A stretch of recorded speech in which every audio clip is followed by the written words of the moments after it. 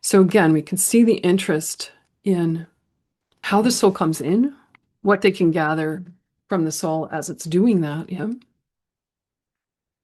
They have a deep and abiding preoccupation with the soul, the human soul that I was not aware of until all of this came through in my memory and through psychic means for me. Um, and I think that's right, a preoccupation with the human soul. So they're wanting to get at the moments of conception and inception in utero and so on, and those very early months and even years, first couple of years of life, they want to get at us or did want to get us at us as humans. Um, and also the moments of transition and death, what happens with the human soul in these moments where we're leaving our body, whether dying prematurely or natural death in old age or something in between. Yeah. Um, so conception and death normally bookend human incarnations. And so they were very curious about this. And now, why was that? Did they not have souls? Did they at one time became desouled and wanted to come back into explorations of soul, using us as a template to gain understanding?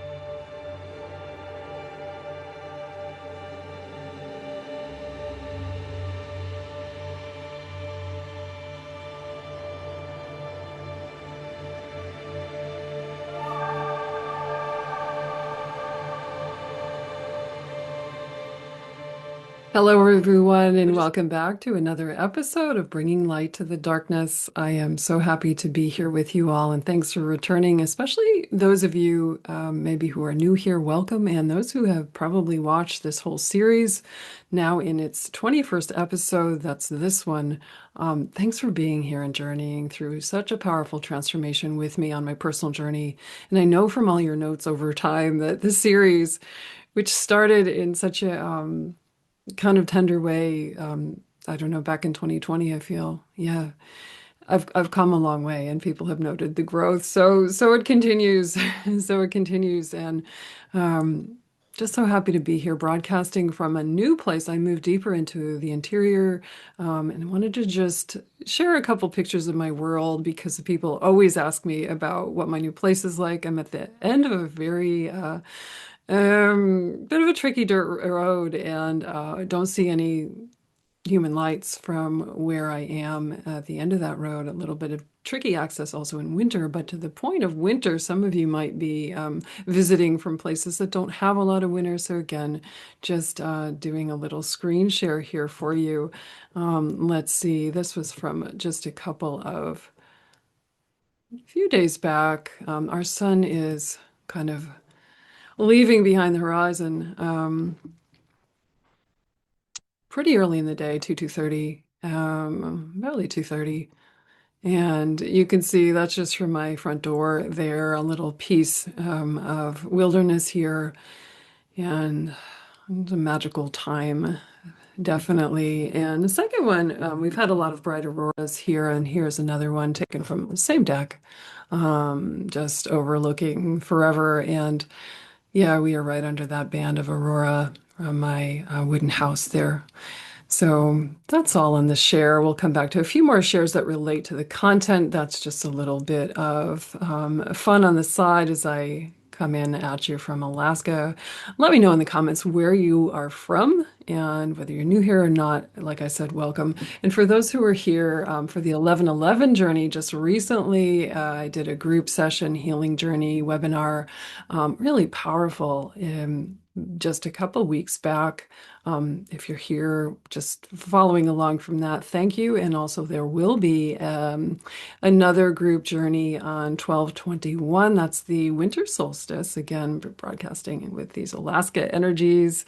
And that will be open to all. It's only $44. Get on my mailing list. It's almost 2 hours of content with me and a full experiential guided journey channelings and an opportunity to ask your questions.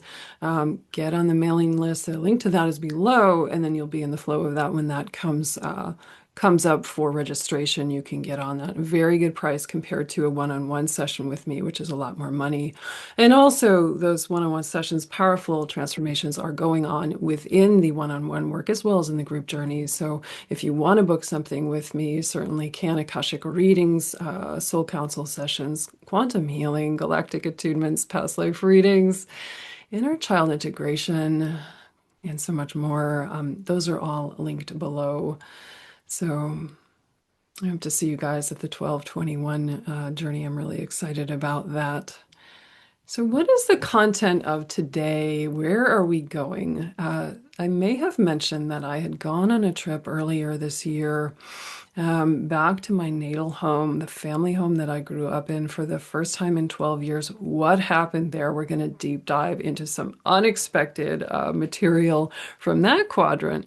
Quite a big journey and a significant one, and talking about, how this is interlaced with family abductions, and also going into a bit of tying in the SSP experiences with that, the moon, Dulce, Montauk, and also deep diving into a lot of nuanced information, very sophisticated, expanded information that is actually very new to me, a work in progress as I deep dive into everything that went on for me with the grays from the time in utero, particularly, in which I had known there was interference, but hadn't had the opportunity or maybe the bandwidth to deep dive into that to the extent that I have been. And boy, it's been potent. And as I was getting the notes together for this, it's a bit shocking to me to read through it. I'm going to be reading direct transmissions from information they've given me through the quantum field with my ask and my permission to interface with them.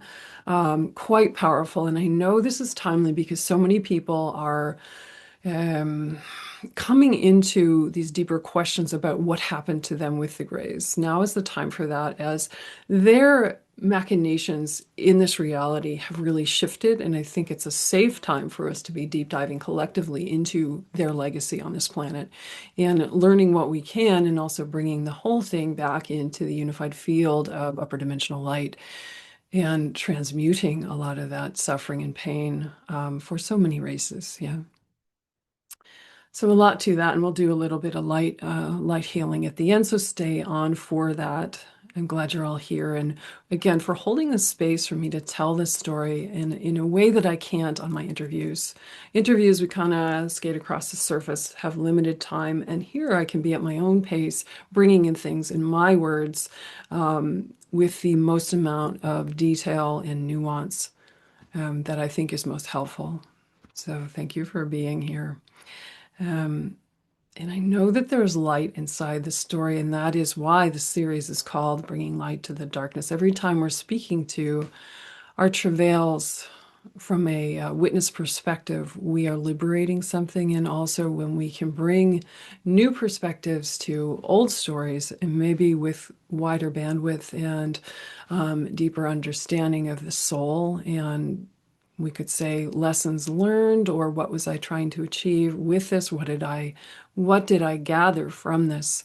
Or also sometimes it's just about admitting our own pain. We can go through life not really facing, and this is true for me with something I'm going to share rather intimately in this broadcast. When we don't deal with it, what happens? Yeah, we can feel a bit painted into the corner, and it can cause us challenges on a variety of levels. So let's rewind into January, Feb of last year, very end of January. I went back to my natal home. Now, I hadn't been there in 12 years, hadn't seen my birth mother in 12 years, and she still lives in the house that I grew up in. And I'm sharing this because, there was lessons and surprises and things that feel relevant to my contemporary journey now, and also to you, to everyone. What happens when we face something that's been difficult for us that we prefer to avoid, in this case, family legacy. In southern New Hampshire, I grew up in a little place called Nashua. It's no longer little. The biggest employer in town is the military industrial complex. Used to be Lockheed Martin. Now it's been traded to BAE Systems, but it's all military intelligence and aerospace. Um, in its who it's serving. That's the biggest gigging. Town continues to be that quadrant. Yeah. And what I noticed too with this is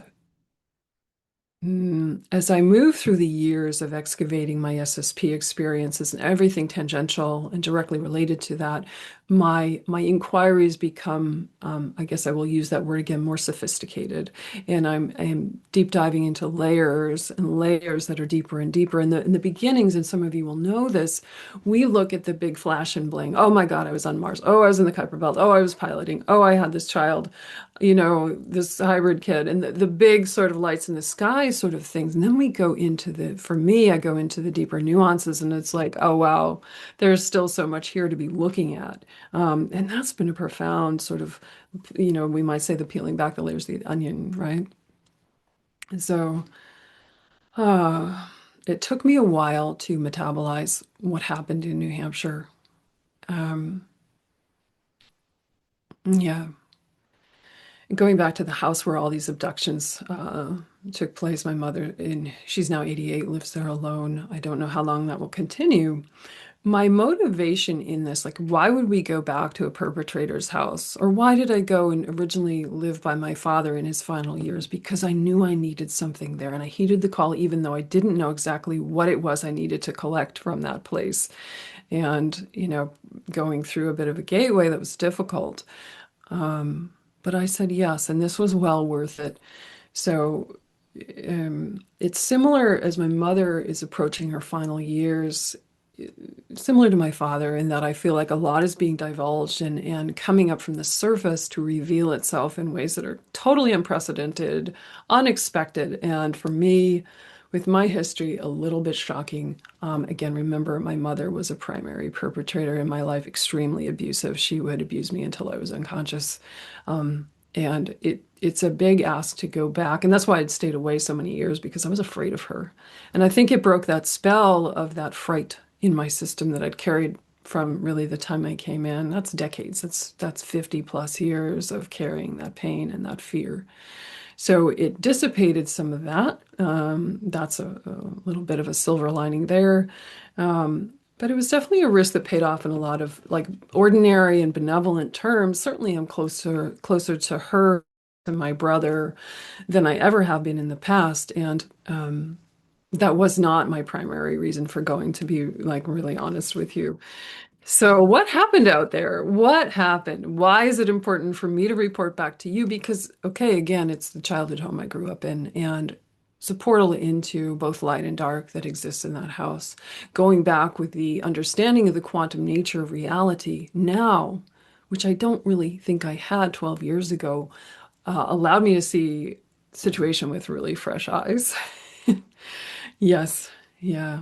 And there's also, like I said, a opportunity to look into, answer the call. Answer the call. If there's something in your life that feels like, oh, shit, I'm really scared of doing this one thing, but I feel like I really have to do it, go do it. Because your heart, your soul is calling you into this place where you're going to move beyond your comfort zone. Yes, it could be tricky and uncomfortable at times. Of course it will be, but it's going to leave you better off for it. And such was the case with this.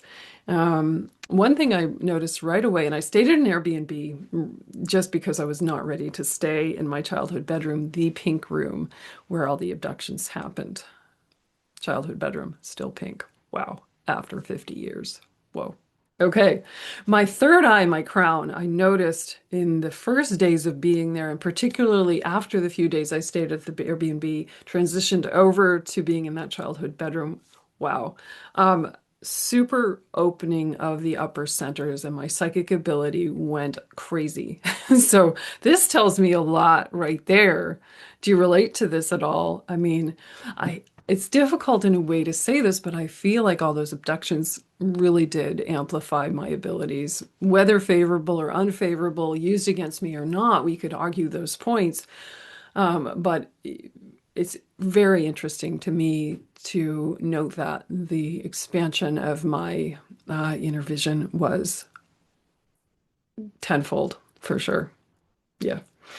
So the first night I'm actually staying at her house. This is again late Feb, or excuse me, late January, early February. Sitting in the old living room in a chair, just musing. She still had her Christmas tree up. I was sitting by the Christmas tree lights and closing my eyes, having a break from her energy. I think she may have been on the way to bed at this point, and like all these children started coming to me in my psychic vision. And it really was like a portal had opened, and it was shocking to me. The first appearance was this girl who had just little ringlets, all the era of like a Shirley Temple. She had a little yellow dress and yellow ringlets, and she was smiling and perky. And I realized, all these kids of an era were coming in. And what was this about? In the days to come, the kids kept coming. They were all children that had passed through ritual abuse, sacrifice, sex trade, different kinds of abuses. Um, and in a way, there's two things going on with this. They were attracted to me and my light and my ability to see them.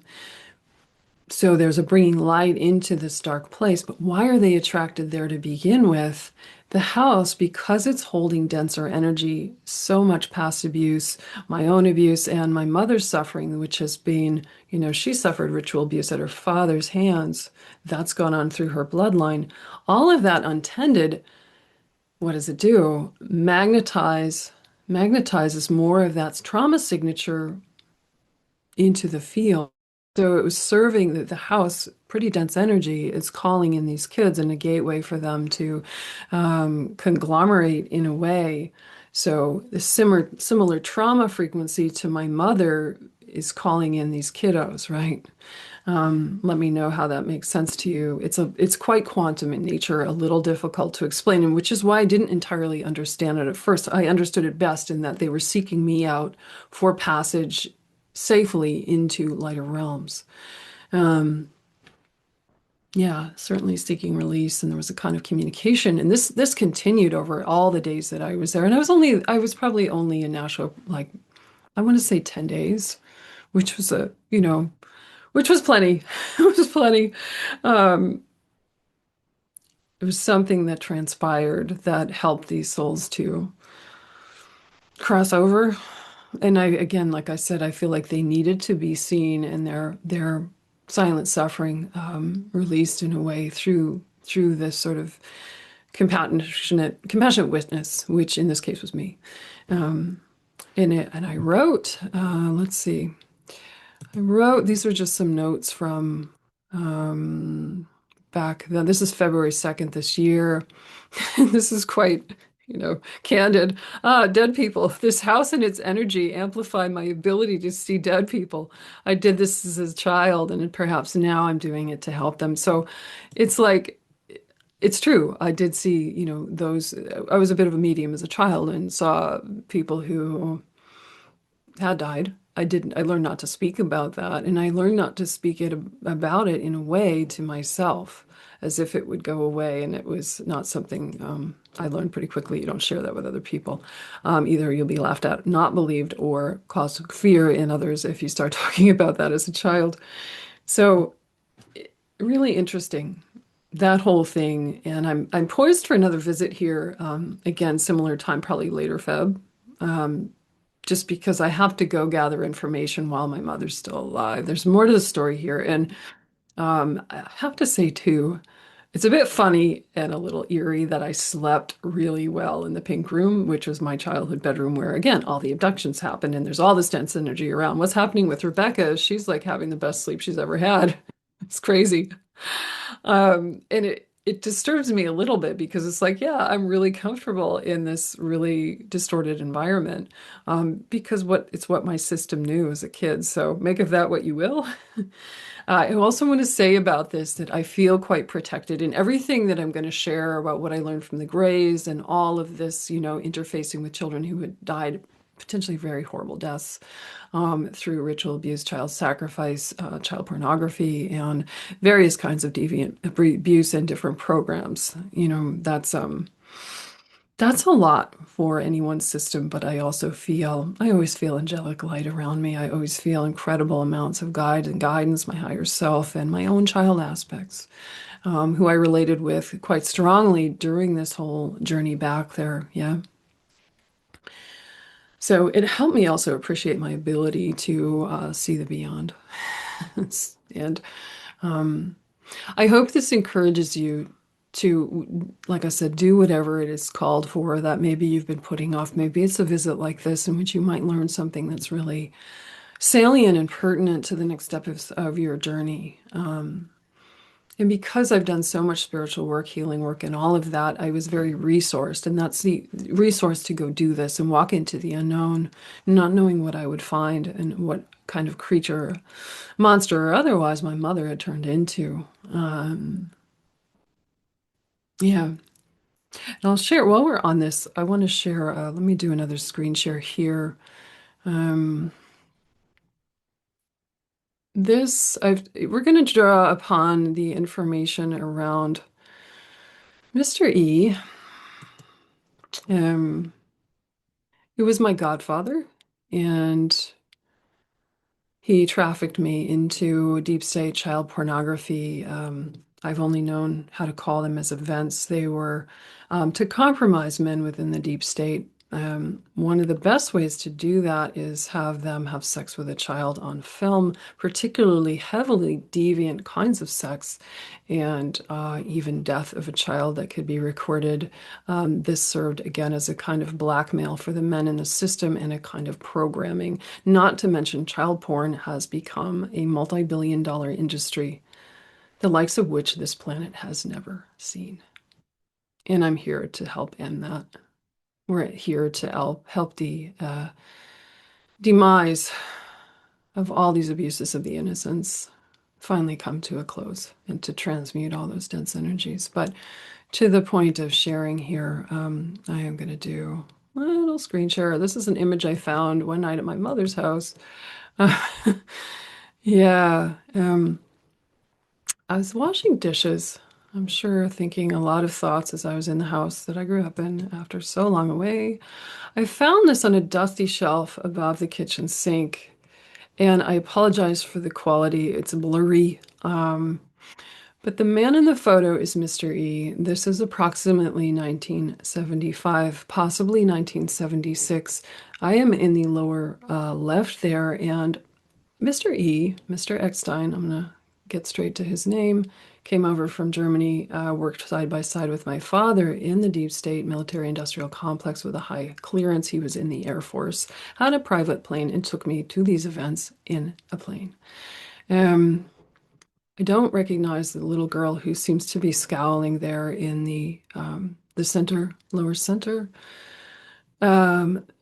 But we can see that gifts have been given, and I don't know that this was actually it wasn't Christmas. We're in New Hampshire wearing short sleeves. He's wearing thong sandals. This is probably summer. It was not my birthday, which is in October. So what happens with handlers? They come bearing gifts. There are always gifts when handlers are involved. What was he doing with us? That's what I want to know. This picture shocked me and still does, despite it being blurry. And it's just hard for me to metabolize this. These young girls, myself included, what was he doing and where was he taking us at the end of the handing off of gifts? So at the time that I saw the children that first night, sitting by the Christmas tree, still up in late January. I was sitting in that exact same place where he is, different chair. The shag carpet is now gone, but still the same room. I just wanted to share that with you guys because this was like To me, this came as sort of evidence. We are all dressed up and so happy when our handler is here, going to take us to events where we will be abused and also made to feel special. So, in a way, we could also say, I could say that even just going back and getting that photo was a bit of a gold mine for me. I needed that. It's evidence. I needed to see that. For better or worse, I needed to see that. Yeah. So, just echoes of the past and all of that. Let me know how all this lands for you. I mean, I do share these deep dives in this series for my own benefit, of course. You know, it's cathartic to share after so much silence. But I also know that this can open up things for you, you who are listeners who may be having a lot of anomalous trauma that you are excavating, whether it's SSP or sexual abuse or something else. I think when we come together and share our stories, it can embolden us collectively, yeah, to move through that which we might be frightened of, ashamed of, or just unable to meet on our own. So we support each other as we share our stories. And thanks for being with me in this.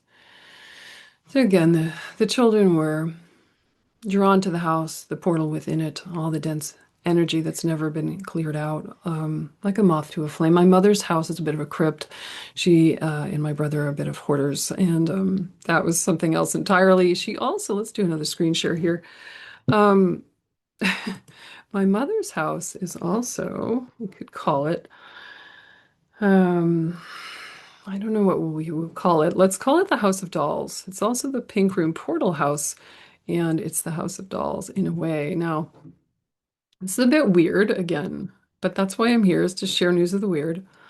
Um, so these, if you go in any room in the house, bathroom and kitchen, living room inclusive, you will find dolls. Dolls. This was in the pink room. You can see the pink wall in my old bedroom. This is in my brother's old bedroom. Baby dolls. More dolls, brother's old bedroom. Dolls dressed up for different occasions. Dolls. Antique dolls and stuffed animals. This is a living room. Okay, so just to make the point, what is that about? What's your take on that? What do you make of it? Um, it is a testament to my mother's unhealed trauma, and I don't mean to make fun of her. I know where it comes from. I have my own little collection of little stuffies that I've saved from my childhood that connect me to my child self that needs healing. And such is the case with these dolls in her house. It's like trying to get back, the childhood that she lost. She was raised by, a black magician who abused her and buried her alive in dark, dark abuses. Her mother was mentally ill, taken into a mental institution for a time. So there was all of this. There was all this in my mom's history that she's never ever recovered from. And as I heal myself and grow older and we hope wiser over time, I see with compassionate eyes all of that suffering that's been left untended. So I guess I would just say the child parts of her are there waiting for her love. And she's brought them into the fold the best that she can through those effigies or facsimiles of the babies in the cradle, right? It speaks loudly to me. She's always had a collection of them. And it's only grown bigger and vaster with years. Many of them are antiques. Very New England. Yeah. So I think I said this, the children that I witnessed in the house psychically really as a witness to their silent pain and suffering and their forgotten histories were redeemed and elevated. And something cleared out of the house at that time of my visit. I could sense that, and I came back and I was very drained, and that's another reason I can know that a lot happened there as far as transmuting energy, because it left me pretty fatigued. I didn't feel it till I got back to Alaska. Yeah. Um, Bear with me.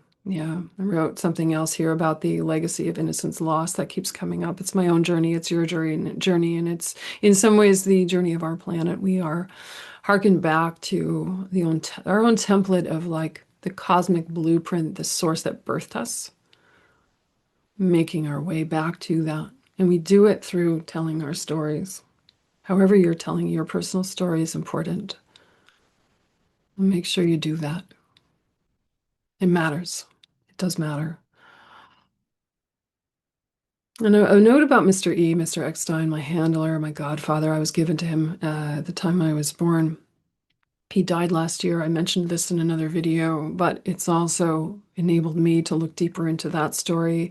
And I feel like I understand what happened to me conceptually, but I'm still trying to excavate it emotionally, and it's really, really hard.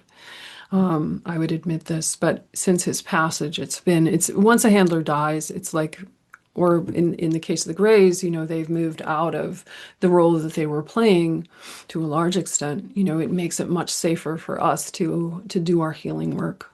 We're not frozen as if waiting for the next foot to fall once they've gone out of the realm. Yeah, or such is the case seemingly for me. I always seem to become more well after there's a passage of people who were perpetrators in my early life. So what about my mother now? Um, Her intent, I've mentioned in previous videos that she had what might be called as dissociative identity disorder. In a prior era, it was called multiple personality disorder.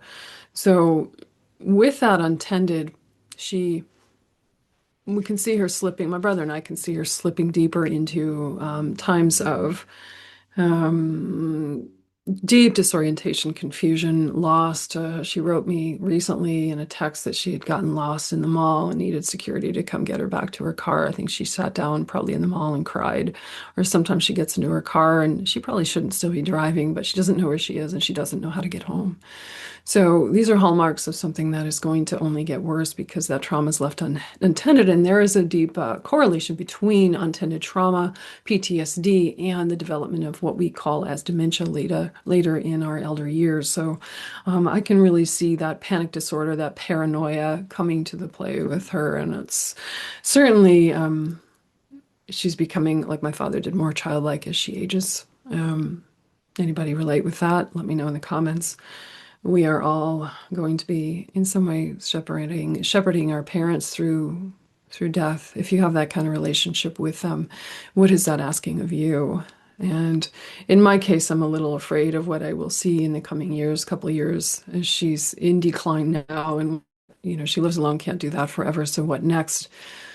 How much resource and bandwidth do I have to show up to the situation? Again, that's like, I have to say, my small self is like, that's a really big ask for somebody who was so violent with me and abusive.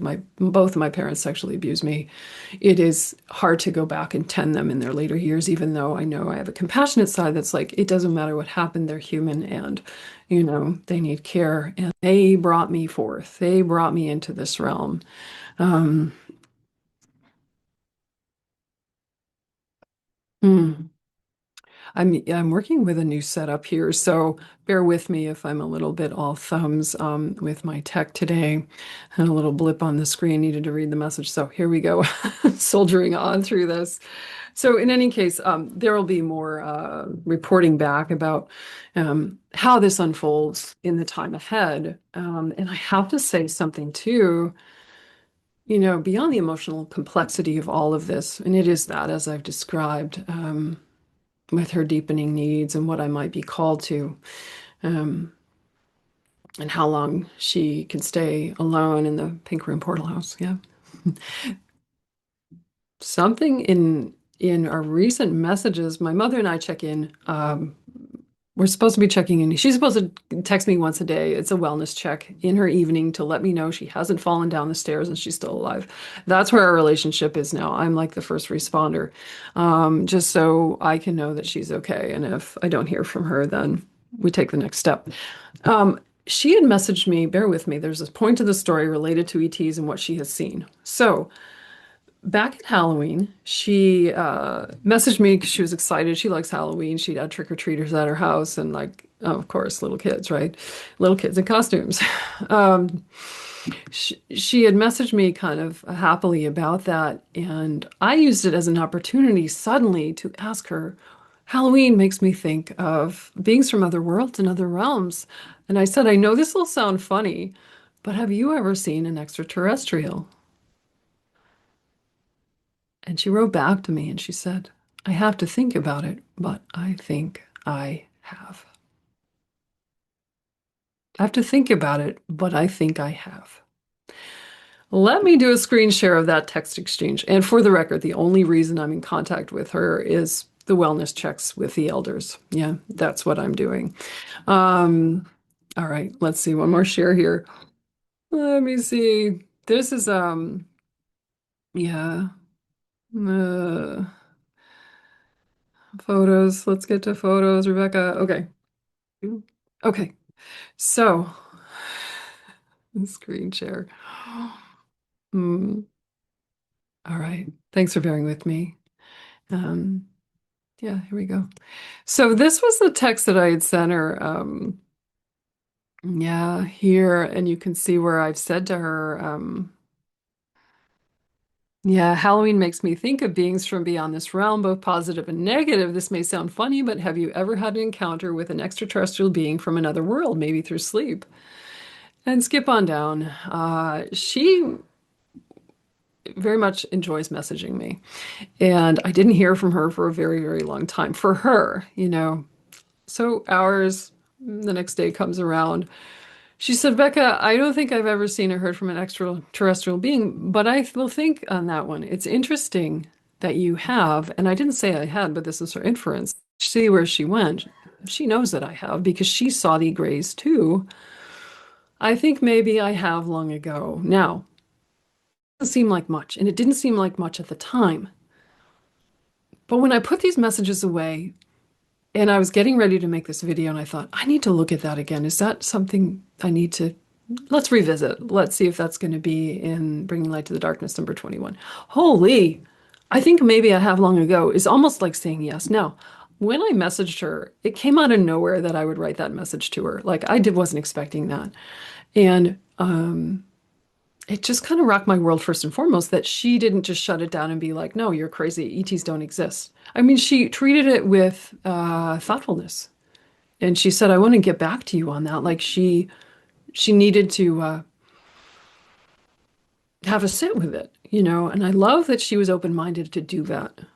That is beautiful. That was redemptive for me. And then when I looked at this and I thought the second round, third round, and I thought, Jesus, she's almost saying yes. And so what is that? There's one more through little bit here. Let me see. Yeah, that's about it. She sent me one more and it says, Becca, I have had strange dreams. Not from other worlds, though. I'm not sure. So this is going to be something I continue mining and we'll ask her about in the next visit in person, which will come. Um, yeah. So thank you for hanging out with that part. I thought that was like a pretty delicious exchange. There's been a video here which I shared the clips of my brother. I think it's in the 15th episode in the series, Bringing Light to the Darkness, about my dad, enigmatic engineers, about my brother and his abduction experiences, which he also shared with me through text and which I saved a record of. So these can be important things, even when they're small, seemingly small. You might go back and be like, oh, what did he actually reveal? What did I ask? And what answer did I get? So this leads us very clearly into the next segment. And thank you for hanging out as I know like people talking about their family stuff and going home isn't always like hot material on YouTube, like who cares? But in this case, it's like revealing a lot of quantum information that could be useful to those of you listening. So thank you. And we know too that through the series and through, the auspices of learning more about my father and my brother's abductions, which were very much mirrored mine, and now this little piece of information about my mother, I've been very hot on the trail, let's say, of learning more about multi-generational family interference with beings such as the Greys, other ETs, maybe the Draco, generational contact and family psychic ability. How does this all work? That is incredibly compelling to me. And what about the legacy of the Greys in my family? My brother was taken into the SSP. My mother had she had interference from the Greys while I was in utero, whether she remembers it or not, whether it's conscious or otherwise. She was pregnant with me. My parents were SSP breeders. They were both, my mother was in the Army, my father was in the Army. They met in 1965, Fort Monmouth, New Jersey. My father himself was a Zeta hybrid. Yeah. And I've talked all about this in the previous videos. If you're new here, go back and watch the relevant interviews. They all have pretty good descriptions with them and titles that indicate everything. The whole playlist is linked below. Yeah. So my father, again, Zeta hybrid, he had a lot of contact with the Greys in his own child abductions into Grey ships, and also had help from the Greys with his engineering projects within the military intelligence and aerospace communities. And that is something that was all but corroborated on his deathbed when I was with him in hospice the month before he died. So there's a lot there. What does this all add up to? And I'm doing a lot of deep listening to all of the deeper threads around the Greys. Like I said, in the beginning, I had to gather all of the kind of big explosions of memory that came through piloting in space and going to Mars, being twin, and all the like big trauma signatures. And I hadn't really, because it's close to home, what did I do? I kind of like didn't go into it as deeply as I might have. And now I'm being called back in. One more image here. Hmm, okay, share. Yeah. Why were the Greys interested in human fetal development? What was their connection to me, my family, and to humanity? What were their investments on the moon and Dulce? This is a slide from a recent presentation I did at a conference in Florida. And I'm sharing this not just because of the text, but because of this image with the alien head. I made that in my late teens. It traveled back to me from the pink room through the mail. I'd forgotten about it entirely, did not believe in extraterrestrials at the time. I was a little shocked when I opened the box and saw this. I'm like, if that doesn't look like a gray, tall gray, then geez, I don't know what does. So that was a striking little piece of, to me, a bit of evidence about their visitations early on and how at the time I made this, I was quite suicidal, trying to finish my first, second, third year of college and then dropped out because I just wasn't well enough, didn't have the bandwidth and resources to really stay in human life, never mind studying to be a cog in the wheel of the machine of the matrix. So always look at what's been in the past twice. If you've got letters or journals or some artwork or conversations on record, look back at them and see what might be there waiting for you. You might see it with new eyes. So, um, what were they doing in my early life exactly? I hadn't really asked those probing questions, and I'll tell you part of why that is. But first, let me share what was the catalyzing moment that me back into this deeper probing of the subject matter of the Greys. I could have just left it alone. Well, in meditation, and you guys know if you've watched the series that I will sometimes have images, psychic images and visions coming to me that repeat over some days. They're usually difficult and I usually don't want to see them. And I know when it repeats that there's something for me to see, and reluctant or not, I will stay with it because I know there's a higher purpose to it. Such was the case with the vision of me that came back. I'd seen this years ago, kind of rejected it and moved away from it. Um, it's an image of me as an infant with these gray eyes, or I should say it differently. Just black eyes. There's no whites of the eyes. There's no iris. There's no pupil. They're not human eyes. It's just this black orb in my baby head. And it's shocking to me. It's so hard on me to even relay that because we can know that the Greys had their hands all over me. And not wanting to look at this, but then sitting with it and like, okay, fuck this. I've got to go deeper in. Put on my big girl pants or my big gloves and my big boots and like, let's get down to business, roll up my sleeves and go in. So that's what I've been doing for the past couple months. And this vision came to me at a time when I recognized and knew psychically that I'd experienced extreme trauma in utero before birth, and also at the time I was an infant before I had language, like the pre-verbal, that very tender age of pre-verbal development that we've all gone through in this embodiment. Yeah. Something I couldn't quite put my finger on was the trauma that happened in utero. And this image was kind of the key going, hey, hey, hey, the grays are what happened to you in utero. You need to pay attention to this because it will further unlock your life. Yeah. So that's what I've been doing. And it's not the run-of-the-mill information that I'm going to and want to impart here. It's like I want to say pretty nuanced and provocative. And I will read some of the text, like I said, verbatim of what they've given me and what they've shared and um, what they were doing and why. Yeah. And sometimes when those visions come back to me, they can be very embodied, not always in the most pleasant way, but it's almost like I go back psychically into the experience of being in this case in my mother's belly. And as I went back in meditation and let myself be washed over by that experience, knowing that I'm safe, I'm grounded, I'm here in the now, and I can do this and come back out of it. So there is that safety valve in check. I felt such a profound sense of hopelessness, helplessness, despair, and also just waiting to die and wanting to die. It's hard to convey that. There's also a feeling of like wanting to go home. Like we could say going home to the stars, going back to the loving embrace of my star family, because this was so like there's nobody here, there's nobody here, there's nobody here, and something bad is happening and I'm helpless and I can't get out. And that's been a trauma signature that's it's been a challenging one to unbind from my adult system. Yeah. And so this was and I'll go back. Well, no more screen shares as far as images go, but I do want to share a little bit from a Word doc.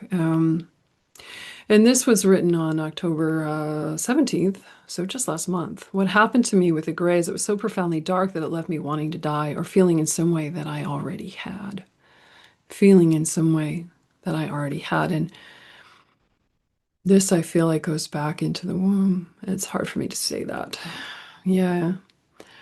And this was really the pivotal moment when I realized there was so much more for me to excavate with the grays, so much for me to look at that I had like shut out, denied, not wanted to see. Do you relate to this? Let me know in the comments. Because I know, and I see this a lot in client sessions, we can have this deep desire to know as much as we can have a resistance to knowing. And I've seen this over and over and over and over in many clients over the years. So yeah, no, this is relevant beyond just my personal sphere and frame of reference. Yeah. There's also in this memory in utero a subtle sense of being drugged, which may signify not necessarily, it doesn't necessarily mean um, literal drugging, although it could. It could also be a profoundly altered state, as in mind manipulation from other beings, external forces, and so on, like the Greys. So I'm still unraveling that. And when I ask my child self, my 3-year-old self answers, we have to go down to October 21st. Oops.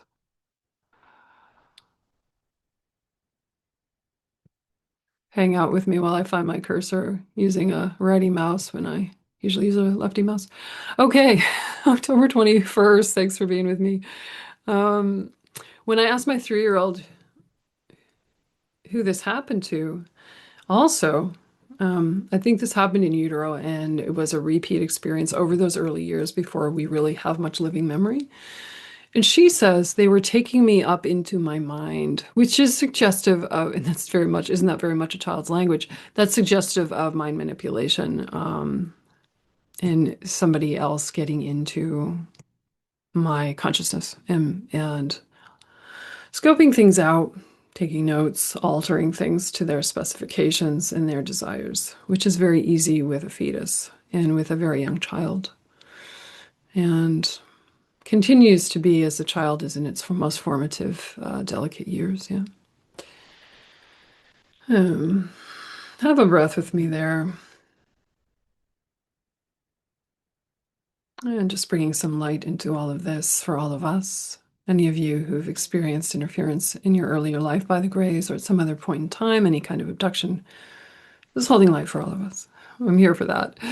Yeah, and then on the 18th, there's a long bit here that's got a lot of information as I continue to ask, like, what was actually going on for me in utero, things I maybe didn't want to see. So this is going on October 18th. I'm asking them more and more pointed questions, and this is through the quantum field, me actually saying, you interfered with me, meaning the Greys. And granted, there's a lot of different types of Grey groups. They're not all one and the same. This is a variety of tall Grey that came to do the dirty work in some ways for others, that relate to the SSP and being Milab, military, abducted by the military, and also for their own purposes. And I feel a tall gray close to me at my 2 o'clock position. I'm unalarmed because I've asked them to come in. I've asked them questions that they will need to answer. And this is what I hear. We were, and I took this down verbatim in my notebook, we were wicked and insouciant since the day you were born, painstakingly collecting data from you. We were precise and unhurried. We did this over many years, monitoring you, beholding our creation. Pause with that. Beholding our creation. Okay. Beholding our creation. And I have a parenthetical transcription note on this. WTF. I don't necessarily need to read that. It's not part of the channel. Once the data collection was complete, we could report back to the agencies involved. Our associates were many. We want you back, but we know this can never be. Our harvesting is complete, and for you, the daylight brings life anew. Everyone, they continue, everyone was involved. Everyone had a role they played. Players in a role like actors on a stage. Your people would call it theater, but we would call it science. Seeking anomalies in the color-coded sequences of intelligent DNA. How could you be of use to us and fulfill our obligation to the others? Such was our quest.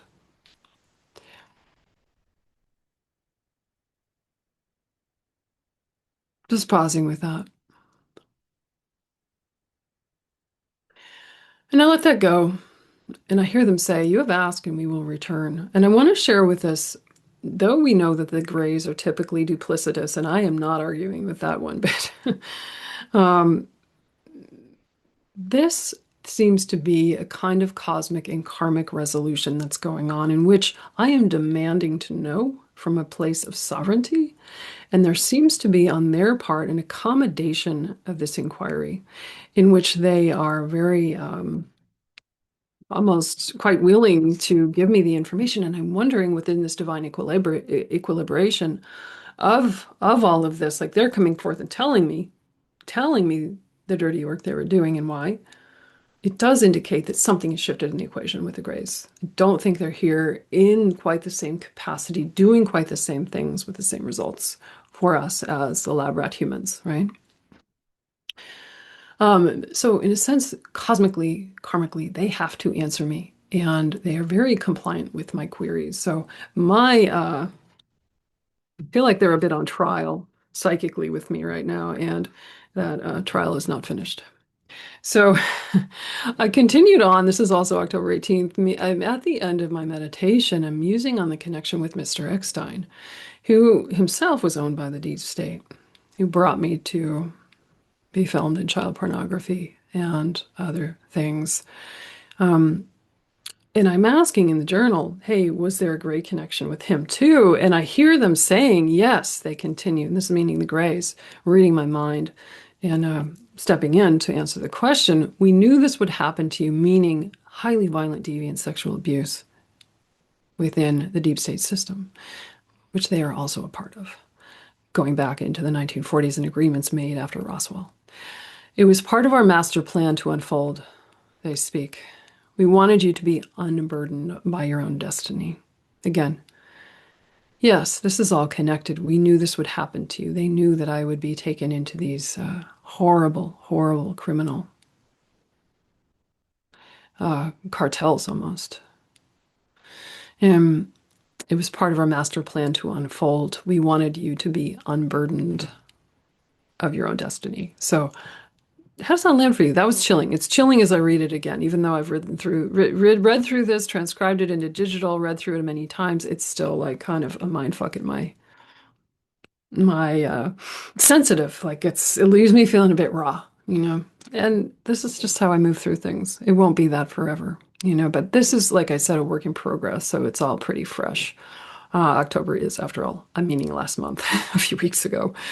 Um, so. Woo, have another breath with me. We're journeying on. Want to share again something kind of delicate within this, and that sexual abuse, when we have it in our history, serves a lot of purposes as far as handlers and programmers are concerned. Now, one of the things, the gray information, as I call it in my life, there's sort of this gateway that I have to go through to get to that information, which is very, very tender year kind of sexual abuse of my father that I've spoken, I think, of only once on the channel in this series because it's like, I don't want to deal with it, to be honest with you. I want it to be something that didn't really happen. I want it to go away. Do you relate with it? I see lots of people in session who have a similar sort of um, response to their own abuse. It can be so difficult when it's a parent and somebody you trusted, and there's such a deep core betrayal wound inside of it. Now, my father would show up when I was 2 or 3 with the grays at night, and there would be sexual abuse happening. And I said this in my other video back in, this would be years ago now because the series has unfolded over more than 5 years. They said, "We love you like this. We love you like this." That's a bit painful and challenging and kind of sick in a way. But why am I mentioning this? To get to the material on the grays, I kind of have to own up to what happened with my father in ways that I have been avoiding.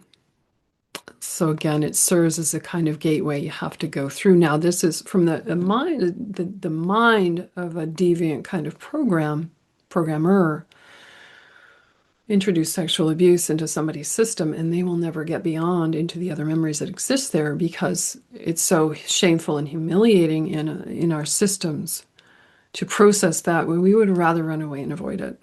Does that make sense to you, what I'm saying? It's like so much intel can be had if we're willing to go do the healing work around our sexual abuse. Of course, we get our own power back and we can be intimate with others again without such a challenge. We can learn to trust again and feel good about ourselves, our bodies, our minds, our spirits, and what we have to offer the world. There's a tremendous amount of healing just in that. But there can be also other memories that are kind of sitting behind that are then we can access them. I think that's a roundabout way of saying we can then gain access to things that are hidden behind that gate. I hope I've articulated that properly. There's a lot to this. So yeah, it's really can be it's brilliantly dark, elegantly dark from the minds of a controller, programmer, someone in the cabal. And we know that just as satanic ritual abuse is used as a kind of technology within the programs, trauma-based mind control technology, so is sexual abuse, particularly highly deviant sexual abuse. So bringing light to all of this and anybody out there who's experienced any abuse at the hands of a family member or otherwise, somebody you trusted or somebody you didn't know, it doesn't matter. This is a wound that really needs to clear on our planet, whether you're male, female, it doesn't matter. We've all it's like mother, my past life mother, indigenous mother from my life with the Crow people, mother and father, you've heard about them. She always says, if it's happened to one, we all carry the wound. And that's why the collective is really healing through all of this. We're doing this work for ourselves, but we're also doing it for each other. And so we can move beyond this polarized density into take this whole planet into a higher octave of expression. That's certainly what I'm here for. And that's at the end of the day why I'm saying this. I could keep this vulnerable bit of information to myself and not reveal my most deepest secrets on here on YouTube. However, it doesn't matter. People can relate to this, and it's more powerful for us when we tell the truth. And this is like a significant piece that has been hard for me to go through and still a work in progress. So I wanted to share that. It's like, oh, you fuckers, I have to go through this part, and I don't want to get to information about the grays. Yeah. And so within that scenario, like my father's there, the grays are there, what are they doing? They were training me to think of them as family, to admit them into my life at that level. Remember, my father has a Zeta connection. Yeah. And they are, in a way, his family. I don't think that was my dad's only affiliation, but because of certain circumstances in his life and working for the deep state, that aspect of him was really brought to the fore. Yeah. So they are wanting me to trust them and to be surrogates of a sort, the Greys, I mean, the tall Greys who were there with me and with my dad. And this would prime me to then be taken by them into the Dulce base. And first stop being the moon, and then the jump gate that I helped to operate as a, as a young, innocent child's frequency, helping to operate the gate that was, linked from the Waffen base back in the 70s, backside of the moon, to Dulce, where a lot of the cargo was coming up from the I call it the Dulce dungeon, where a lot of the hybrids and um, experimental type of beings, body parts, endocrine system secretions, and so on were being um, created, adapted, reproduced for the galactic slave trade and being bartered off world. So we will return to a bit about Dulce later and how that plays into this whole discussion. But just by way of saying, what was their purpose in grooming me so heavily in this way so early on? So, mm, lots here.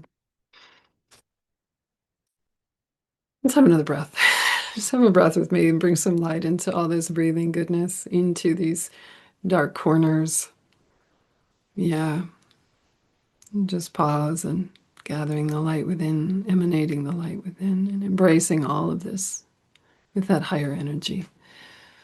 And so we're all transmuting this together, yeah. Um, it's also made me wonder if they brought me close to death in the situations where I was made to have sex with grown men through, in film, through the porn culture of the deep state. Um, Children were killed in that scenario, and I was witness to that. I've talked about that in the channel. Hard to speak that in human language. Yeah.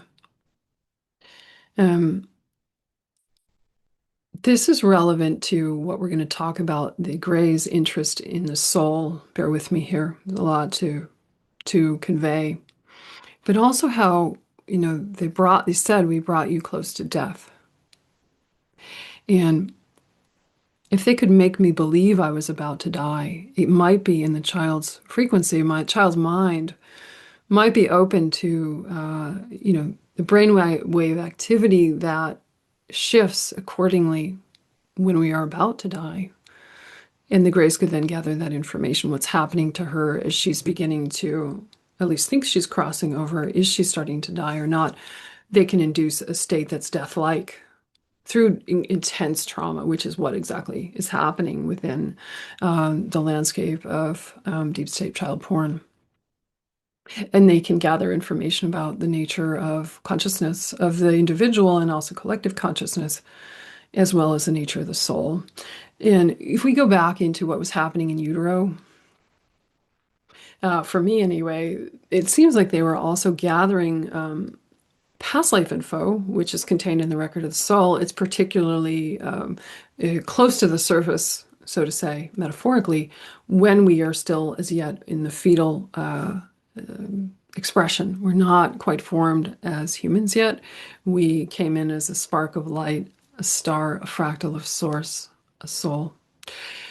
And our signature from other lifetimes is still really legible because our whole ego structure isn't yet built. We're still we're still in a formative stage there. So they're also looking at what I would call as present affiliation type of knowledge. What is that? Like our starseed inheritance, our star history. Yeah.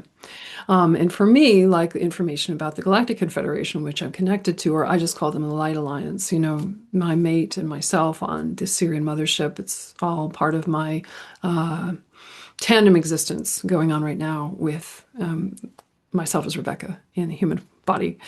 Yeah. And so they're looking at that, intercepting the past life database and also what I call the Starseed database and learning what they could about me. For sure, we know that, right? And also, I wonder too about intercepting starseeds so that they don't. I'm going to make a verb out of starseed, so they don't seed as galactic beings with a lot of higher knowledge within them, just kind of cutting that off. That's one thing that could be accomplished through interference with the Greys and with other more regressive beings and other agencies that of course want to keep us from taking this planet back.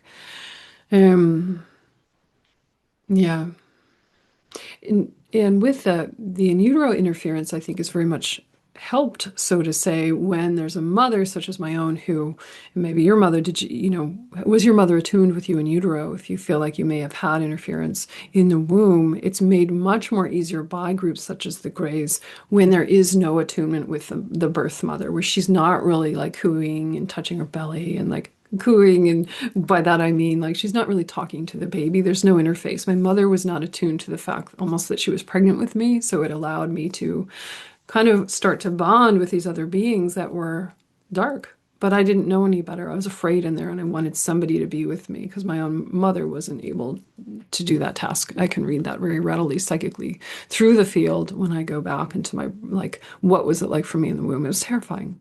It was terrifying. And that's sad to report that, right? It should be a place where we're very feeling warm and safe and held. That was not my experience. And I think that's similar for many of us, unfortunately, not because, you know, there was badness in all of our mothers, but just because we've grown up in a very traumatized world. And such is the case for many of our parents as well, and through the bloodline. Yeah. Um, and on the note of the Greys, I was in this is all connected. So I was recently speaking with James Bartley of the Cosmic Switchboard. He was also Milab, has a lot of abduction experiences. And we were talking and he said, have you ever read Above Black by Dan Sherman? And I went, oh, I drew a big blank. I said, no, I haven't. I got off the call with him and I went, wait. I think that's what's on my reading list. Again, something I'd been avoiding. Above Black, Dan Sherman, had been written in 1998, has been on my reading list for years. Why did I avoid it? He was messed with in utero. He was in the U.S. Air Force. His mother was interfered with by the Greys while he was, yes, again, in the womb. And the purpose of this Project Preserve Destiny, which he reports back on in his book Above Black, is to groom him to become an intuitive communicator with the Greys through the military later on. And he went into the Air Force, and this is what happened for him. I really appreciated that account, and I think it wasn't until this year that I needed to read it. It was this fall. I read it on the plane to my conference in Florida and was like, oh yeah, I see why I've avoided it. Now, I'm not suggesting that I was within that same program, Project Preserve Destiny, but that we know that there was a lot of different uses they put us to when the interference begins, even before we're born. There's a purpose to that. They're grooming us. And Sherman's account was reads as very trustworthy, you know, and he put himself at risk to bring that information forward. Yeah, and it was also, you know, he's the same vintage as I am. So what he reports back on is, you know, his work in the Air Force, but also that his mother would have been interfered with in the 1970s. I think that was kind of a fertile time for these things to be happening, for better or worse. Yeah. And going back into, let's read from October 26th is all relevant here too. And why am I going into such detail with all this? It's because, you know why? I see so many clients who have been interfered with by the Greys, co-opted by the Greys, abducted by the Greys, so many things. And this is well known within our community. But it's like, okay, if I can bring a little bit more sophisticated or nuanced understanding of all this, this helps everybody, right? And like I said, I think we're collectively excavating this because the times have changed. Yeah. Sunday, October 26th, the channel begins. I feel some resistance inside, some hesitation to start writing things down, but I do. And so this is the Greys again. Remember, they're heeding my inquiries and my questions. So the proper blueprint must be restored, a way for you to find your way back to us and to fulfill your destiny. And what does that even mean? They're trying to restore a proper blueprint. Remember, their language is positing themselves as like people coming in to help us, right? Um, they speak so much of destiny, and they were trying to control the destiny of many of us. That's my take on this. At least at the time, we know things changed, yeah, or it can change. And this feels like a kind of marker branding with them, fulfilling my destiny as earmarked by the Greys.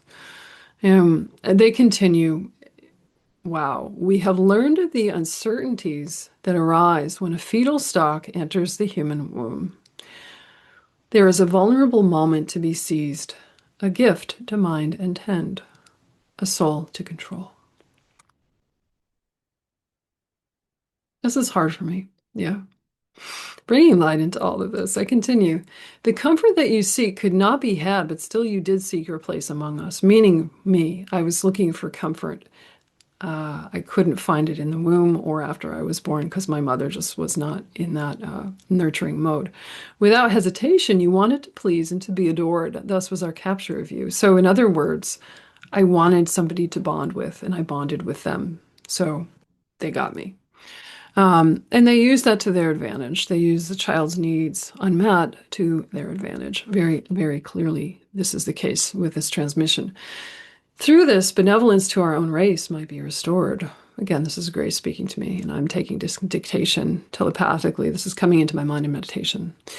Our own destiny trapped many of us in a sodden maze of dead ends and impermeable walls. What would it be like, we wondered, to be your friend? Could you help us? Could you give us back what we lost? Holy God, look at that. It's chilling. I mean, it's like no wonder I didn't want to go into this place. Um, and I say to them, I want to know what you were doing to me when I was in the womb. And their response, and I wrote this in capital letters, oh my God, shaping our prize. Again, we were shaping our prize. For you would be ours, destined to our bidding, to fulfill a destiny beyond this human life. We gained much insight and yet lost our connection with you over time.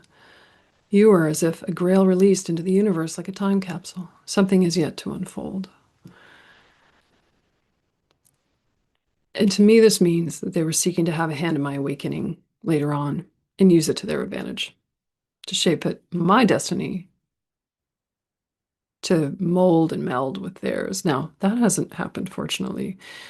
In a sense, we could say it was because I was taken into the moon in Dulce, where that's where I remember the presence of the Greys in the programs. And if you look up Grail online, various traditions describe the Holy Grail as a cup, dish, or stone with miraculous healing powers, sometimes providing eternal youth or sustenance in infinite abundance. So if you look at it as a person, a young innocent child, as your Grail, they are providing you with eternal life. What were the Greys trying to do? Restore their own biological and perhaps spiritual template in ways that it had been destroyed. They had been experimented on, as we know, by others, and also, in some ways, hybridized themselves into a point where they were failing genetically. At least this is true for some groups, not all. They continue. This is a long one. Wow. I applaud my bravery as a channel because really I just want to run away from this. Let me continue. We are pleased to be in your acquaintance again. We are beholden to you in some ways, our destiny entwined with yours. Your help is no longer needed. In the wake of catastrophe, in the wake of catastrophe, we made our own way. This is all for now. There's dissension in our group about what comes next, but we will still be with you. And what they mean by that is they will still be here to answer the questions that I have for them. That is all that is meant there. There's no infection of the Greys in my life any longer, even though this is a little frightening for me to get so close to. It's a thing of the past. And so ultimately there's no huge danger. Um, Yeah, and I said I take a pause, I break and breathe. They want something of my starseed inheritance. There's also something they want you to retrieve as I hear it from beyond the grave. And they continue. When they hear me saying that psychically to myself, inner dialogue, they say precisely. So they want access to the soul in some ways. Um, wow. And I go on. I am psychologically chilled after this, my heart quietly pounding. Terror residue, gray PTSD. I have to continue. I forget each word as I write it. I have little idea what I just wrote in channel. Something will important will be retrieved, though, through this. I trust this and I move forward with it. I know I just need to know. I need to go through this to gather the information. I also feel Arcturians bathing me after this, streaming light into the garby affectation of the Greys as they interact with me. I welcome this and their love. Even though I seek this out to understand who I am, I detest and resist in ways both overt and subtle to these communications. So again, it's like the push-pull of wanting to know, needing to ask the questions, get answers, and also just being like, I don't want to relate with this. Yeah. Um, okay, the 27th. Getting up my nerve. I'm in meditation the next morning, Monday. Getting up my nerve. I asked directly, how did you do this then? Manifest the blueprint that you desired in me. My question, though, is without ire. And they continue. We envisioned our creation before it was accomplished, entering the gate at night, nighttime interference, abductions, and so on. Augmentations were created in the sexual center and sexual organs. Precise genome mapping can be had in this way. Ooh, precise genome mapping. And I asked them, were you changing my DNA? Again, I surprised myself with my directness, also without ire, though I am becoming unsettled. They continue. That was our intent, but the leadership had gone astray. Your mind was capable in ways we did not anticipate. Instead of intervening in your biology, we made to trap the soul. Souls can be anchored and harnessed through human sex organs. Again, souls can be harnessed, anchored and harnessed through human sexual organs. Wow. Take that in. That's a lot. And they continued, the understanding of this in your people is surprisingly lax. Like, why don't you guys know about this and do something about it to keep us out? They continue on. Again, dilations in time can be made through the sexual center. Dilations in time can be made through the sexual center. Wow. That is important information. And just relate to what happened to me in Montauk. Do they co-opt us sexually, introduce sexual abuse into the system very young, and then use us later as time trial uh, lab rats?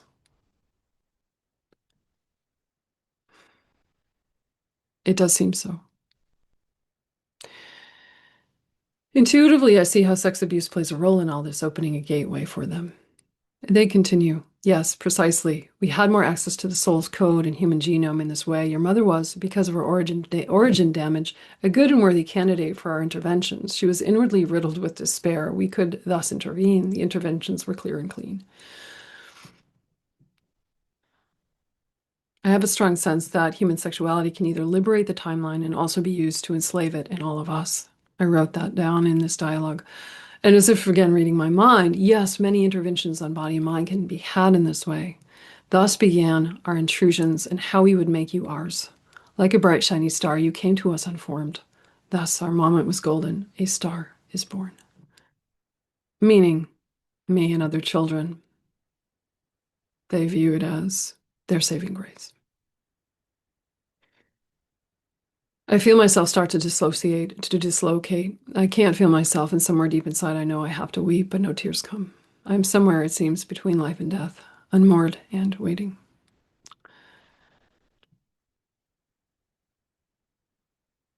Breaking this down a bit, it sounds like I was harnessed through my sexual center and the second chakra. And I hear, psychically, that consciousness leaves the body easily when sacral dislocation occurs.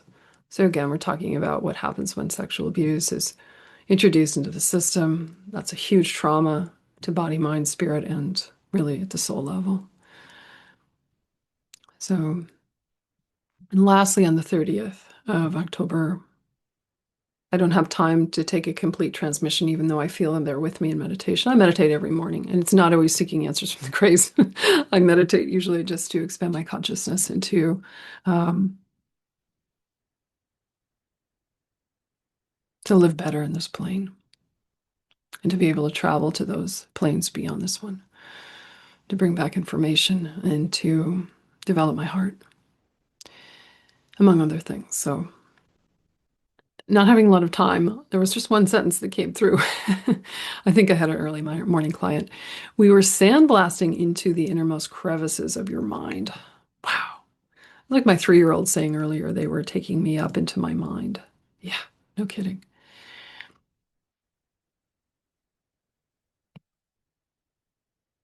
I'm in the float tank that evening, same day. We introduced dissonance into your field so you could be harnessed by others with similar ideals. Oh my. We did not work alone. In the end, though, the results were favorable to all. Now we could question, who were the results favorable to?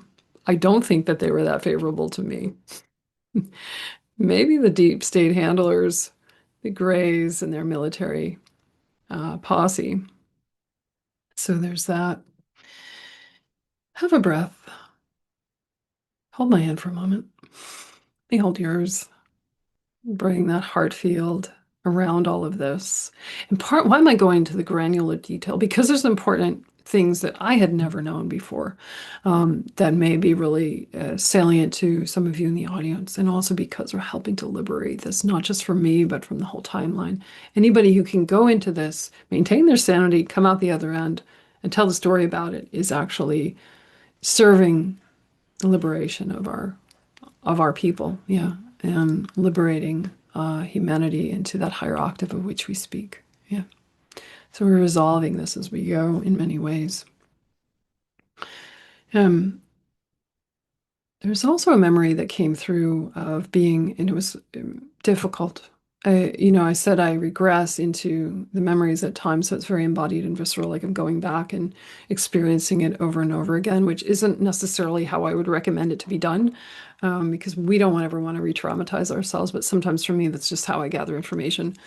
In this case, there was a memory that I'd never had before open up about being on a gray ship, and this was also just last month, and I am terrified. It's cold, it's dark. It feels like some kind of metal around me in a small space. I'm certainly on a gray ship. I know that that's true. And they are probably there, although I feel very alone because they don't respond to the needs of a human child. And I think this is very early in my life. And trying to bang on the sides to get out and to make noise, and I'm crying and I'm freaking out. Um, yeah, yeah. There's this panic and terror, and then suddenly everything kind of goes blank. And I'm delivered into this quasi sort of souped up bliss state. And I don't know what that is, if I was drugged or something else happened. It's like my resistance halts and I let go into the situation. And I feel like for some reason this resonates as being even before I was born. I don't think this was the only time it happened, but it was um, it was just so profound. And that I hadn't, it hadn't come in before this. This is a brand new memory for me. And I'm sure other people, many have experienced this. Maybe my father himself, because I know he was taken up onto gray ships in his early life. Um, and I said, as I wrote all of this down in my journal, have I died? And I'm relaying this memory. I know I have not died, but something in me feels like I have. Wow. Yeah, I feel like I've died already. This explains something to me. We're going to take a little dive down this rabbit hole about a Netflix series called The OA, The Original Angel. Some of you, have you watched that? Let me know in the comments if you've watched it and how it turns out. I watched I think it was in the second episode, the woman who is blind is taken by this deviant, dark-hearted man out to, she's flown out, he befriends her and takes her into this, flies her out to this property that has no road access and is soundproof, delivers her to his creepy basement into a glass cage and shuts her in there. She's going to be experimented on and she will be a lab rat. And when I got to that part in the series, I clicked it off, ran away from it, never returned. I was so triggered by it. And this reminded me of that, like the memory on the gray ship and being caught in this tight, cold little place where I'm alone and trying to bang and get out. And I know it's not going to go good for me.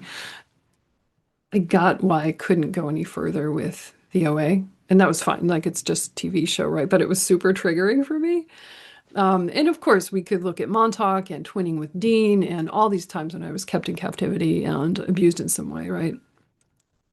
That could be many scenarios, but it really brought up this scene in that series. We never know the things that are going to reflect back to our own experiences, whether consciously or unconsciously, subconsciously, and so on. Yeah. Mhm.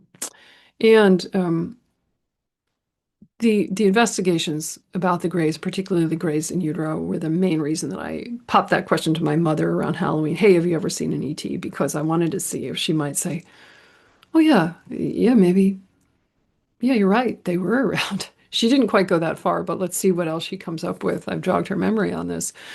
She's got a lot of idle time on her hands, so who knows? I'll report back if anything else comes in. Okay. And lastly here, a little riff from November. Thanks for hanging out with me through this. It's all salient. So lastly, yeah, this is this month. I hear these words at the end of my float. What's used has been called the sensory deprivation tank. I go there for shifting my brainwave state to revive my body, my spirit, and to journey up to the light ship. It just shifts my brainwave state so much. It's so blissful, and I feel very loved inside of it and weightless. I love it. It's my sweet spot. Anyway, I hear these words from the Greys, so they're definitely intervening into my sweet spot this evening. I don't mean now, but during this time that I'm relaying from November 13th, I hear these words from the Greys. We brought you to the grave and back. It was sick and despicable what was done, but this is how we gained insight and access to your soul. Wow. So again, we can see the interest in how the soul comes in, what they can gather from the soul as it's doing that. Yeah. They have a deep and abiding preoccupation with the soul, the human soul that I was not aware of until all of this came through in my memory and through psychic means for me. Um, and I think that's right, a preoccupation with the human soul. So they're wanting to get at the moments of conception and inception in utero and so on, and those very early months and even years, first couple of years of life, they want to get at us or did want to get us at us as humans. And also the moments of transition and death, what happens with the human soul in these moments where we're leaving our body, whether dying prematurely or natural death in old age or something in between. Yeah. Um, so conception and death normally bookend human incarnations. And so they were very curious about this. And now, why was that? Did they not have souls? Did they at one time became desouled and wanted to come back into explorations of soul, using us as a template to gain understanding? I sense that. They want to know how the soul becomes embodied and how to get back to it themselves. Isn't that interesting? Not the only reason. And see how many times their channels reference, in everything that I read there, their channels reference human destiny in a way that is rather profound. Um, they want to manipulate human destiny for sure. And I think in some sense, like a message, it mentioned past lives, like they want to understand the relationship in multiple lives. We have these kind of short lifespans. And but we have tended to come back around more than once, many times, you know. And I feel like this was, at least in their own minds, helping them to unravel the riddle of their own quote unquote salvation. Yeah, it's all distorted, and I get that as I'm saying this, but just from my gleanings, kind of resourcing my own story. Yeah. Um, Many races were interested in the human soul. And we know, if you listen to me talk about the native Mars reptilians, when they picked me up after my crash on Mars, brought me back to their underground domicile, their place where they lived. And it was really beautiful. They had water, they had food, they had light. They wanted to know if I had a soul. They wanted to, as I recall, inspect my soul. Needed to know if I had a soul. And now at the same time on Mars, there was also a Draco honchoed soul scalping operation.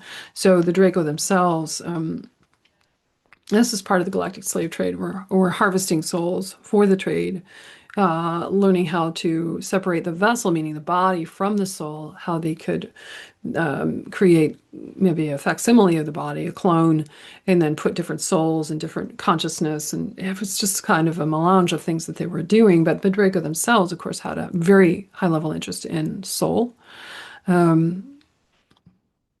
Yeah, and I remember that this was the only time that the Light Alliance, my people on the ship upstairs, right, intervened in on my behalf, because the mission was going really as planned, despite all the depravity. This was sort of me gathering intel for the galactic slave trade, right? But because the Draco were after my soul when I was shot down by them in the middle of this operation, which I ran into, it was kind of a illicit operation out there on the sands of Mars and beyond, right? Quantum in nature, of course, trafficking in souls, but we gathered information. But as soon as it was like, oh no, she's going to get soul scalped, they came in and put a stop to that. Yeah.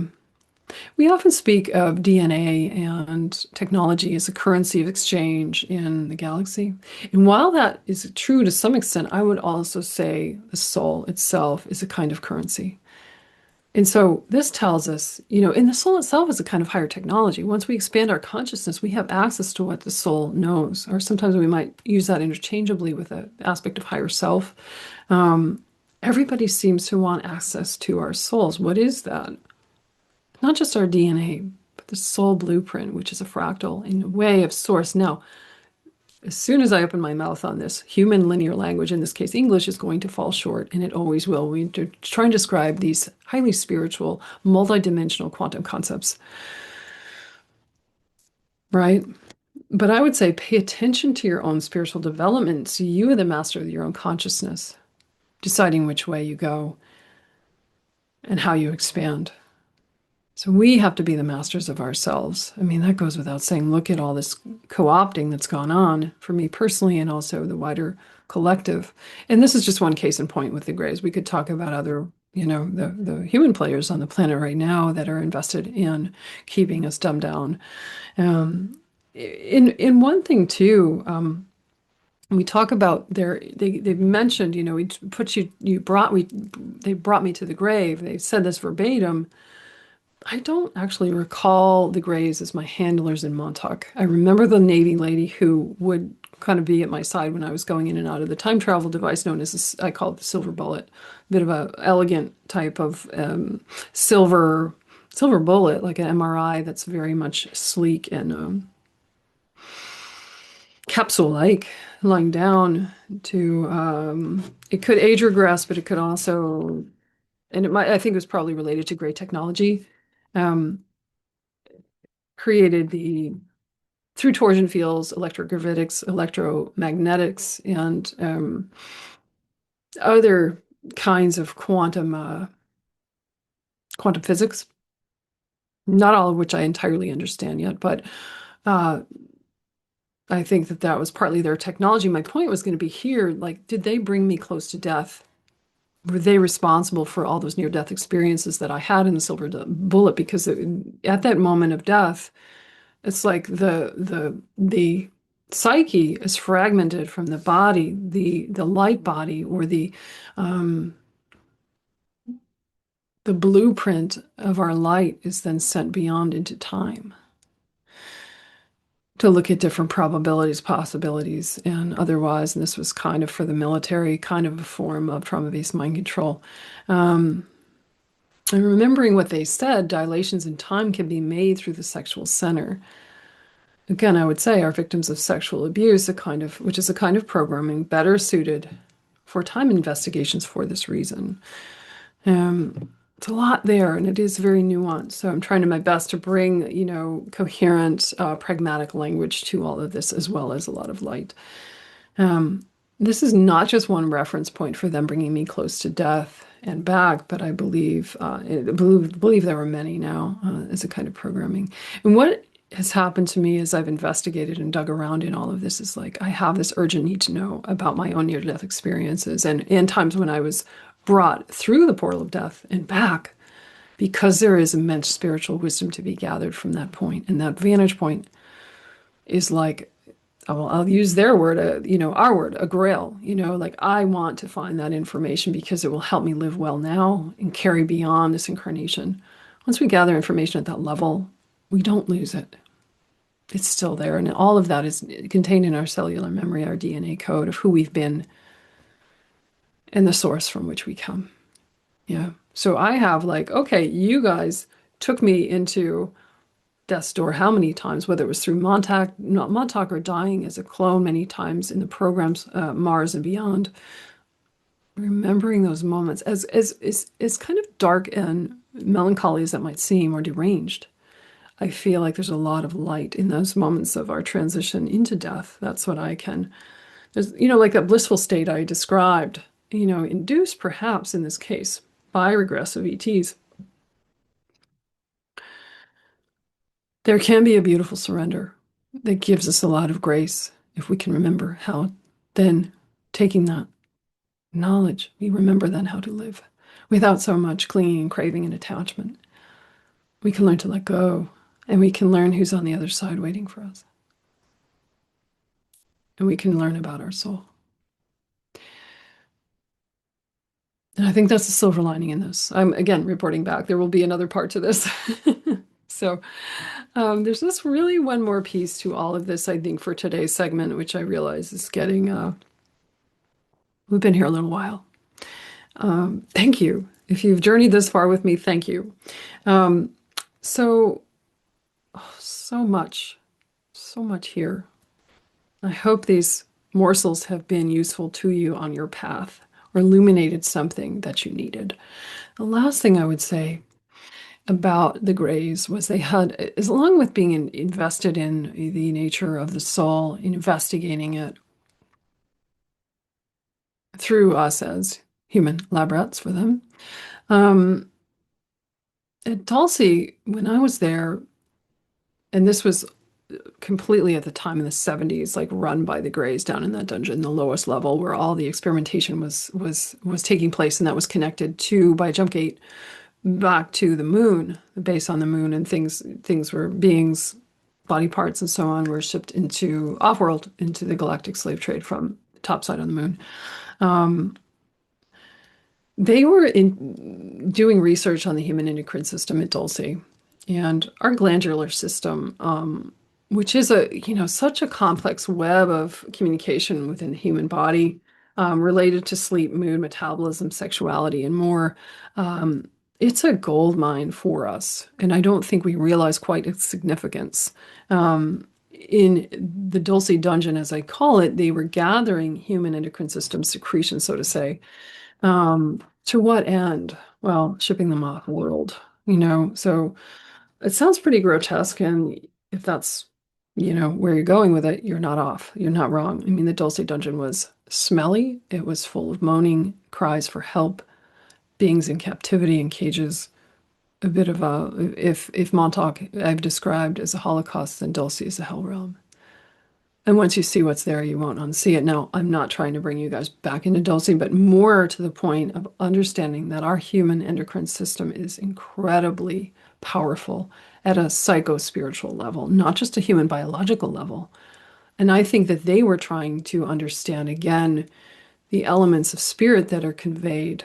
How do the endocrine system, the pineal, the pituitary, the thyroid, thymus, the pancreas, sexual glands, adrenals, and so on.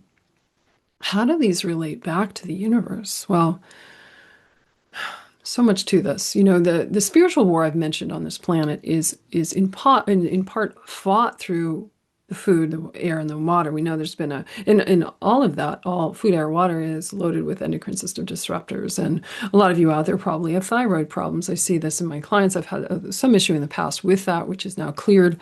Um, but this is such a valuable resource within us that we don't really realize. It's deep importance and something like the soul to safeguard. Um, yeah, we know that the Greys were very interested in human sex and reproduction. We know about the hybrid programs. That's not new information. And some of that was coming out of Dulce and children that were hybridized, Grey human hybrids. I have memories of my own, like human infants that were human Grey infants that were kind of failed experiments that were made with my own DNA. And that's kind of a hard share and kind of a sad thing. Um, But in some ways, anytime we talk about human sexuality, we have to relate it back to the human reproductive system, which is then linked to the endocrine system, right? And there's so much to this. We know too, if we look at traditions of the East, let's look at India, we know that the chakras all relate back to the human glandular system, and the bija mantras and the seed syllables are like mantras that open up the chakra system to the cosmos. This is the endocrine system being the gate, right? And we don't realize the treasure that we have. So I'm putting this forth so we can maybe take a bigger look at that, a closer look. And I would say too, as a woman in perimenopause, that we don't realize how elegant the dance and the synergy is within our own system, this endocrine system of which I speak, until it starts to go haywire. And I feel like this is a bit of an aside for women my age who might be looking at this, but it's like women have never had this amount of difficulty and hardship with perimenopause, menopause, and this sort of like transition out of being fertile. Our hormones, because the environment is so loaded with toxins and our lives are fully loaded with stress in unprecedented amounts, that I feel like it makes that so difficult. And men can be included in this too as we age. It's just more difficult. It's harder on the system. Does that land for you at all? I'm curious what you think. But back to the hybrid programs, the Greys, the endocrine system. Like many of my clients have had missing births, so to say. How do you miss a birth? I mean, the harvesting of eggs, miscarriages, unexplained, sexual probing also happens for men. The sexual investigation, so to say, of the Greys are well documented and well known. I'm not giving you new information there. And this is just a little more nuance around the endocrine system as it focuses on the ovaries and testes. Yeah. And they were always looking to harvest from eggs or semen or these things from us to create their experiments, or inseminating woman and then getting the child and the hybrid. So it's like, that's pretty, wow. A lot to that. And again, some of that, information is well known, well documented. I've seen it in clients for years. And I think too, my client work informs the database of knowledge that I have about all of this, just working one-on-one with people for so long. And I can't help but wonder, the Grey biology, as I understand it and witness and experience, is not as complex as ours. And I wonder too, as I said, are they looking to have a soul blueprint themselves and access to what we would call their own soul?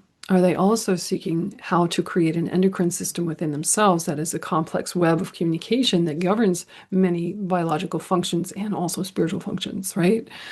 Really interesting. Yeah.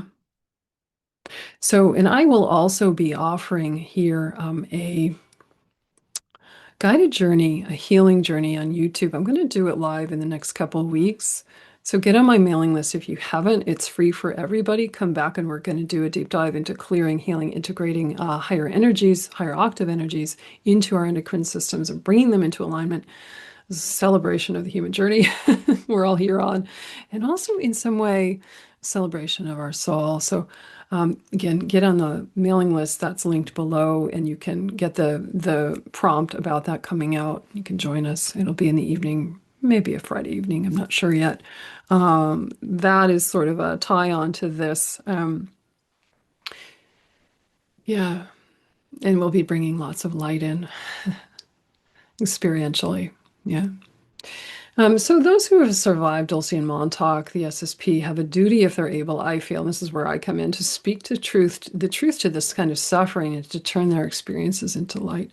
Not everybody is able to do this, and I don't know why I am suddenly, for these past few years, called to speak to all these anomalies and to put my most vulnerable places out in public view, but I feel like that's just the role I came to fill. And I know from your notes, which I treasure, that I've been helping in some small way. So I appreciate that. This helps our whole collective when we're stepping into our mission, our power, our purpose. It emboldens others to do the same, and it becomes a ripple effect across space and across time. Yeah. Yeah. And I've received a lot of Arcturian support over in Sasquatch support. I think did you watch my last video? It was all about the Sasquatch meeting for the first time this summer. They have been so sweet to me, very protective, very uplifted and supportive, mother and father from, past lifetime. I have so many beautiful guides and supports and human connections that sustain me with love through this whole passage. I'm very grateful for that. Yeah, and recently in an interview with Alicia Brache, we were talking about this issue with the Greys and like some of the things that I had learned, not to this depth, but she said, "What do you think is the end game of all of this?" And I said, as we wake up collectively, they do too. And I feel there's a truth to that. As we wake up and claim our power and our sovereignty and our goodness, basic humanity, basic dignity, our authentic presence, and unconditional confidence. Well, it changes everything. That reverberates from this planet, and it changes those who've been interacting and interactive with this planet for a very long time. The Greys included, you know. And that's not necessarily to say that we're directly bringing them into the light, but as we uplift and uplevel, it extends to the totality. Yeah. So what is your own life calling you to? I hope this video inspires you to say yes to that calling. We're all here for that. And to support each other in saying yes to our own deeper lives. And through the soul, and hear the calling in the universe within us. We are expressions of that. So have a breath. We'll do a much deeper dive into healing and light bringing in the next video. I hope you'll come. We'll be doing it live, which is different for me. You can come say hi in the chat. I'll be following along. I'd love to have you. Just have a breath. Have a rest here at the end of this longer video. It's a bit epic in nature. Thank you. Just let the light pour through your crown into your heart, into your root chakra, and down into the earth, the upper dimensional frequencies of earth, reverberating back up and below. The goodness of many realms supporting you as you go about your own journey, your own life, and your unique purpose. Yeah. And if you're looking for assistance and a hand, some guidance on the way, book a one-on-one session with me too. Yeah, Starseed coaching and soul counsel, Akashic readings. Yeah, quantum healing, inner child integration, galactic attunements, personal guided journeys, and more. You can book a single session or packages with me that are quite a good deal. Those links are below. I'd love to see you in session. It's where I really do my best work. Yeah. Get on the mailing list and I will see you, if not at the endocrine system journey we're going to take into healing in this next live video, the 12/21, that is the December 21st solstice group session. That one will be on Zoom for any guests who want to join me there. It's only $44 for almost 2 hours live with me. You can ask your questions and receive a lot of healing and deeper insight through those journeys and webinars, potent gatherings of our collective light and expressions of our birthright. And call in your support.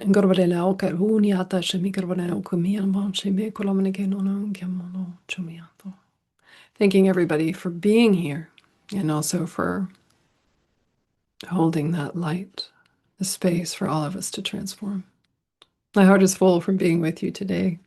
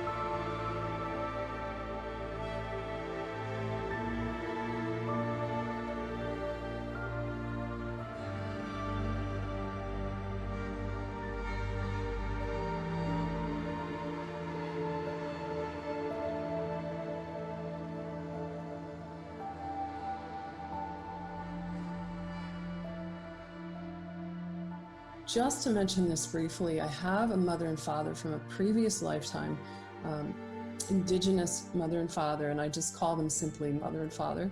They've been with me every day for about 2.5 years.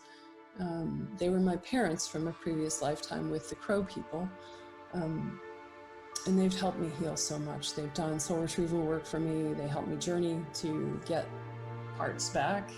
And that's actually ongoing. Like even today, I was working with them this morning.